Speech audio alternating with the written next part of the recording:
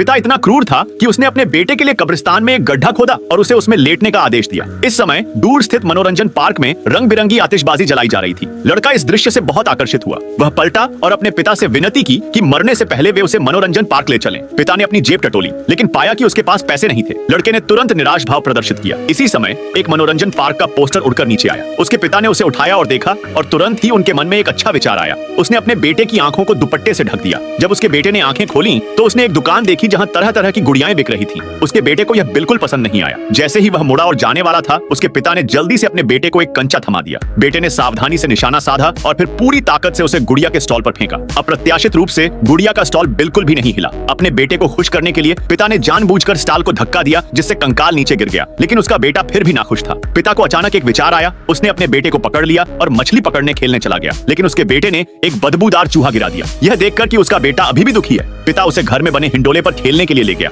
लेकिन एक चक्कर लगाने से पहले ही हिंडोला खराब होने के कारण फंस गया। पिता ने जोर से खींचा और घोड़ा अप्रत्याशित रूप से तेज गति से घूम गया। लड़का उछलकर गाड़ी में गिर गया। इससे पहले कि उसके पिता उसे पकड़ पाते, लड़का पहाड़ से नीचे की ओर भाग गया। दोनों तेजी से दौड़े और फिर सुरंग में प्रवेश कर गए। अप्रत्याशित बात यह है कि सुरंग में प्यारे और शानदार 4 आंखों वाले चमगादड़ और कंकाल रैप गाते और नृत्य करते हुए दिखाई देते हैं। पूरी दूरी तक तेजी से दौड़ने के बाद दोनों गुफा से बाहर निकले और कब्रिस्तान में गिर गए। इस बार लड़का अंततः मुस्कुराया और अपने पिता को गले लगा लिया। भोर होने को थी। पिता अपने बेटे को उस गहरे गड्ढे की ओर ले गया जो पहले खोदा गया था। जैसे जैसे सूरज उगता गया, लड़के का शरीर धीरे धीरे पारदर्शी होता गया। पिता ने जल्दी से उसे जमीन पर लिटा दिया। थोड़ी देर बाद लड़के ने जमीन से भूमिगत तक ड्रिल कर दी। पता चला कि उनके बेटे की मृत्यु बहुत पहले हो चुकी थी और चूंकि उनके पिता को उनकी याद आती थी, इसलिए वे कब्र रक्षक बन गए और हर दिन अपने बेटे के साथ रहने लगे।